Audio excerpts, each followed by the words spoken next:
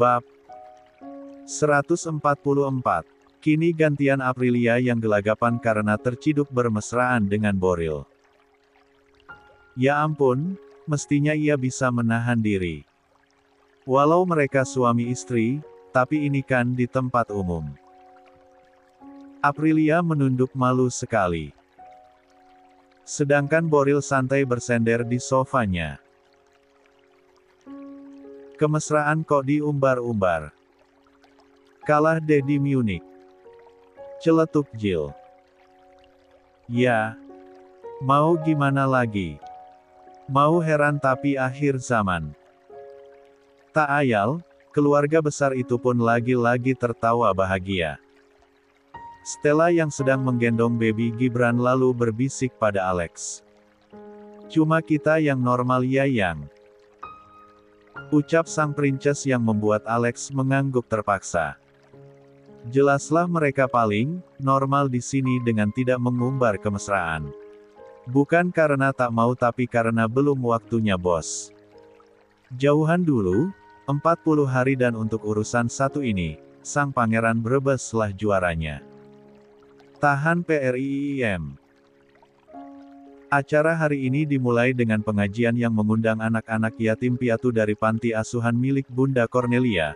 Bayu dan Cindy bersyukur rumah yang dibangun di atas tanah seluas 1,2 hektar tersebut cukup untuk menampung keluarga besarnya dan juga para tamu undangan serta anak-anak panti asuhan yang jumlahnya lebih dari 200 orang anak itu. Nuansa serba putih amat terasa di acara ini. Dimulai dari pakaian sampai dekorasi juga. Alex yang menggunakan kurta putih nampak serasi dengan Stella yang berbusana kaftan putih. Sarna dengan kaftan yang dipakai Aprilia juga Riani.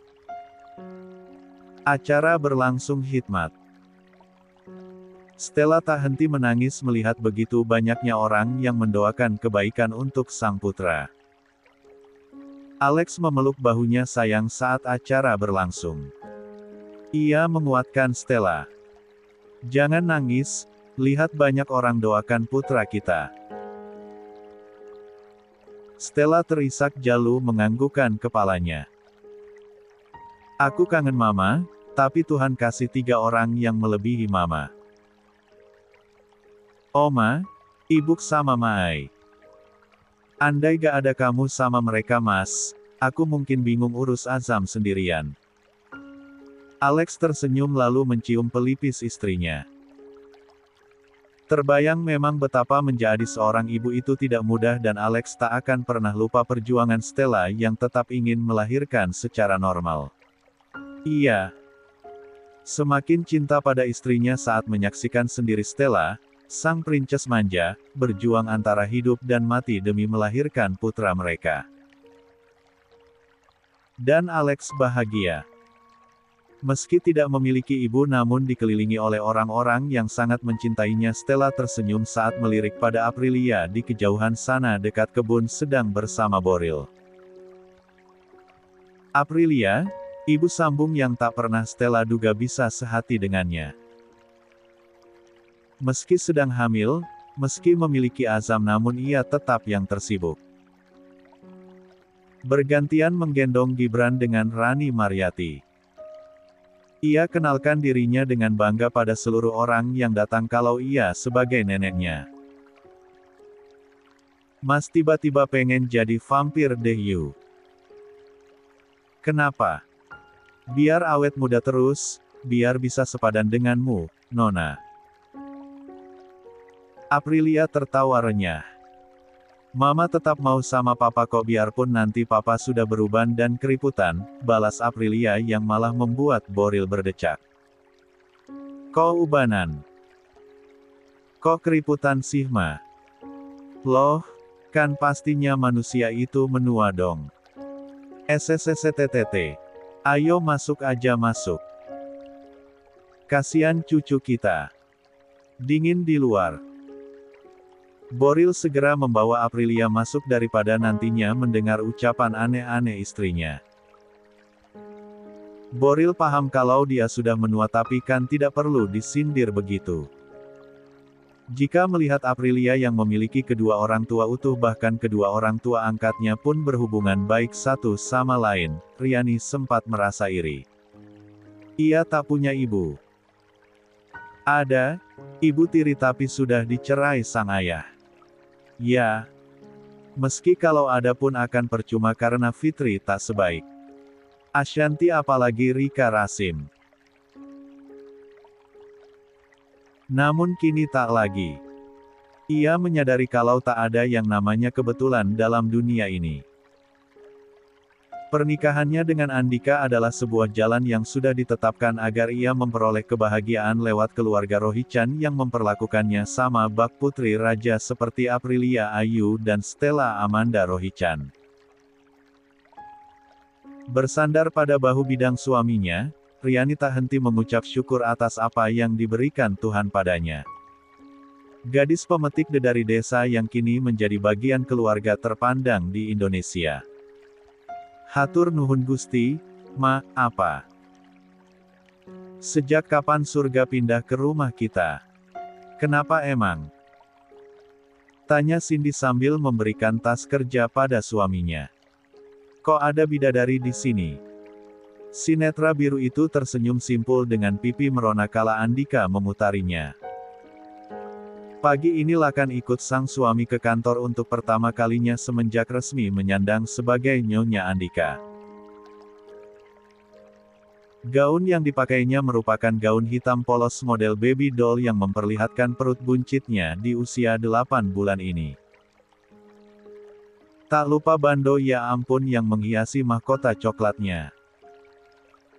Bayu mencebik mendengar perkataan putranya tersebut. Ma. Iya Pak. Sejak kapan anak kita berubah jadi Dani Cagur sih? Tahu tuh jadi suka ngegombal gitu. Andika yang tadinya tersenyum lalu merengut. Ia menyalami tangan ibundanya untuk berangkat kerja setelah itu memeluk pinggang istrinya. Biarkan dunia bicara apa ya sayang, mereka cuma iri sama kita. Ucapnya yang diangguki Riani. Tanpa menoleh ke belakang dan mempedulikan kedua orang tuanya pasangan ini santai berjalan menuju pintu depan. Meski begitu Bayu dan Cindy tersenyum melihat kebahagiaan sang putra ternyata sedikit demi sedikit perubahan pada diri Andika Dilan Rohichan mulai terlihat.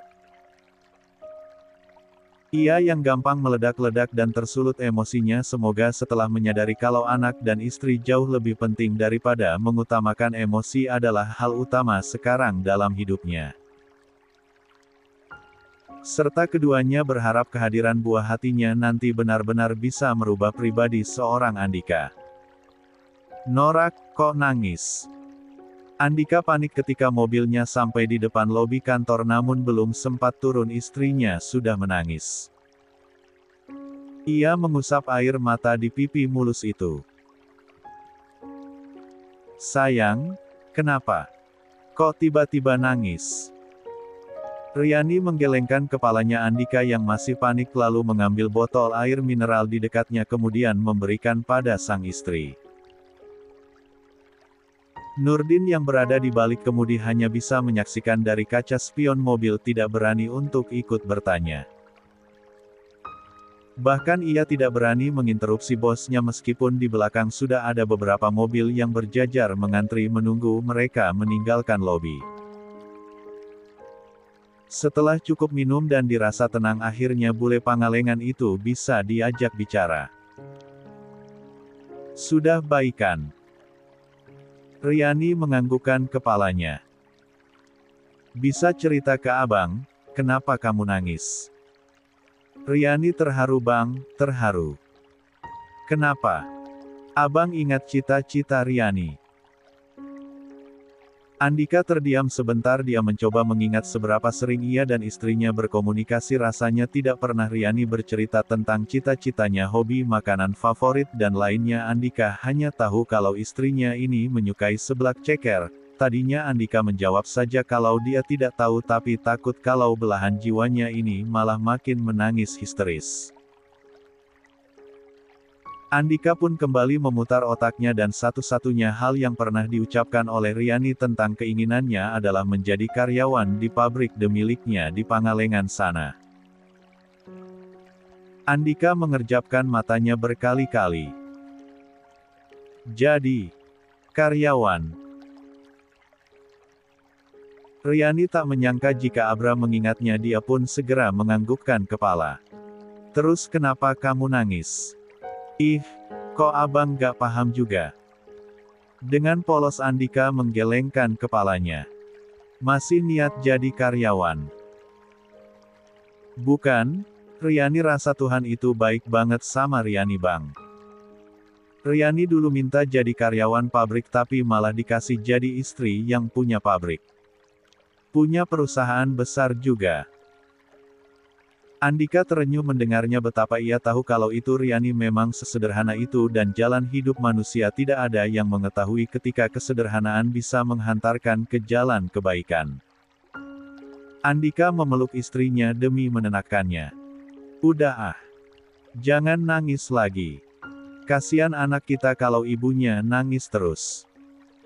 Abang kan udah janji kalau akan selalu membuatmu bahagia dan juga anak-anak kita nanti. Riani tersenyum lalu memeluk erat suaminya tersebut. Tok tok tok. Andika dan Riani menoleh ke arah kaca mobil ketika ada yang mengetuk cukup keras. Andika lalu menurunkan kaca mobilnya dan terlihat Boril Fabian Rohichan menaruh kedua tangannya di atas pinggang dengan pandangan nyalang geram pada pasangan tersebut. Kalau mau mesra-mesraan, cari tempat dong. Minimal di ruang kerja lo, jangan bikin jalanan macet. Riani melepaskan pelukannya. Baru sadar kalau mereka berada di pintu lobi kantor dan ketika melihat ke belakang dari kaca, terlihat barisan mobil yang mengantri juga untuk menaruh mobil mereka menuju basement. Andika lalu bicara dengan sikap santai. Usul pak, duit bapak kan banyak. Jalan menuju basementnya tolong lebarin ya pak.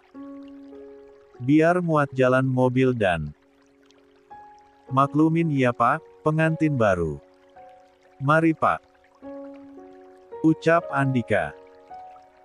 Ia lalu menepuk bahu Nurdin.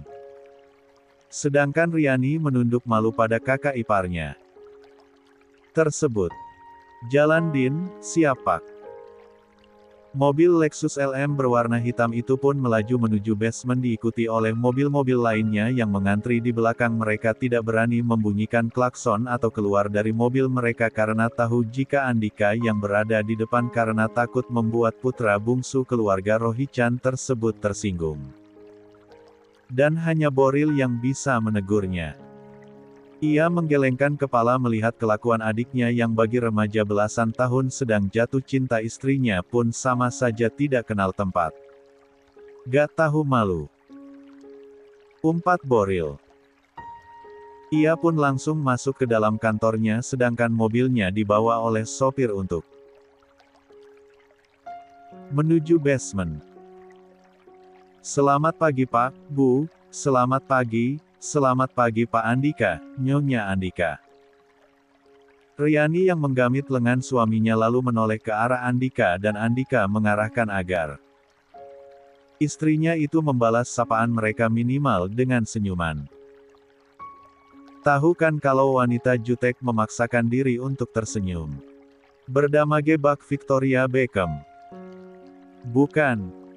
Riani jadi makin mirip Soraya Montenegro.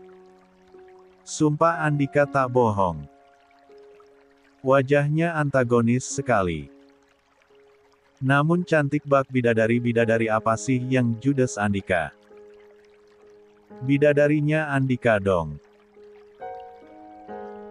Tak ayal, pasangan yang baru saja melewati lantai dasar kantor Rohichan Corporation ini menjadi trending topik pembicaraan. Bagaimana tidak jika Andika seorang saja sudah bisa memboril seluruh perhatian, maka ditambah berdampingan dengan sang istri yang wajahnya cantik jelita ditambah paras Eropanya yang menawan dan netra birunya yang menghanyutkan serta ditambah gaun elegan yang sempurna membalut tubuh tingginya. Membuat Riani mendadak menjadi wanita paling membuat iri karyawati di kantor. Perutnya yang membuncit membuat mereka tak semangat bekerja hari ini. Seketika grup kantor pun ramai. Istrinya Pak Andika beneran Ratu Belanda ya Sista. Itu mata apa langit siang ini sih? Cerah bener. Bagi gue siang ini mendung. Baru kali ini lihat Pak Andika gue gak semangat. Ada yang nyantel tangannya. Kayaknya dijodohin. Masa dijodohin muka Pak Andika seneng begitu. Senyum Pak Andika tak lagi mengalihkan duniaku. Ah gue mah tetep Pak Borildum, bebas gue pandangin. Bu Aprilianya gak datang. Begitu ramainya isi chat grup kantor ini. Riani masih setia menggamit tangan suaminya ketika ada yang memanggil Andika dari belakang. Pak Andika. Wanita cantik nan modis itu tersenyum ketika Andika menghentikan langkahnya dan melihat ke arahnya. Ivanka. Di sebuah negeri bernama Vrindavan, terdapat sebuah kisah cinta antara Rahul Raichan dengan Anjali. Saat itu, Rahul dijodohkan dengan Tina. Namun Rahul menolak dengan halus karena sudah memilih Anjali sebagai istrinya. Tina pun merelakan Rahul dengan Anjali, gadis dari kalangan biasa yang ceria dan baik hati yang dicintainya. Tapi itu di film, kadang suka kadang duka, ya kawan. In Wakanda Country, Ivanka belum merelakan Andika memilih Riani sebagai istrinya. Ayolah, siapa yang tak kecewa? Ketika hati sudah berbunga-bunga akan dijodohkan dengan salah satu pria paling good looking yang dikenalnya, tiba-tiba saja datang surat undangan ke rumahnya untuk menghadiri pesta pernikahan. Andika dengan wanita di sampingnya ini. Dan melihat perutnya yang membuncit, Ivanka beranggapan jika Riani bisa saja menjebak Andika untuk menikahinya setelah berhasil hamil. Great idea but very disgusting, ide yang hebat tapi sangat menjijikan, Ivanka selalu mengatakan itu jika mengingat pernikahan Andika. Sebaliknya, melihat Ivanka dengan mata berbinar menghampiri sang suami, Riani bukanlah gadis desa lugu yang berbaik hati membiarkan suaminya didekati perempuan-perempuan di masa lalunya, bahkan hanya untuk sekedar bertegur sapa saja. Ivanka. Wanita cantik itu tersenyum sambil berjalan menuju pasangan sempurna itu. Samar-samar Andika. Mendengar Riani batuk kecil. Ulangi, batuk kecil Andika menelan salivanya gugup. Demi apapun, remaja di sampingnya ini tengah hamil dan vibes pedasnya mengalahkan cabai jalapeno. Ivanka. Sudah di depan mereka. Ia mengulurkan tangannya. Apa kabar? Sapa Ivanka ramah. Andika mengangkat tangannya lalu menyatukan di atas dada. Maaf, bukan muhrim. Jawab Andika dengan senyum manisnya semanis bika Ambon buatan Cindy Rohichan. Membuat Ivanka mengerjap kaget. Oh. Ivanka kemudian melihat wanita cantik di samping Andika. Ia teringat sesuatu kemudian tersenyum dan menurunkan tangannya. Sorry. Ucap Ivanka sambil tersenyum ramah lagi, namun senyumnya itu luntur saat bertatapan dengan Ratu. Kente. Belanda yang lebih mirip dengan Susana itu. Ivanka seketika terdiam. Ja memindai penampilan Riani dari ujung kaki sampai ujung rambut, tidak banyak yang tahu tentang profil menantu kedua keluarga Rohichan ini.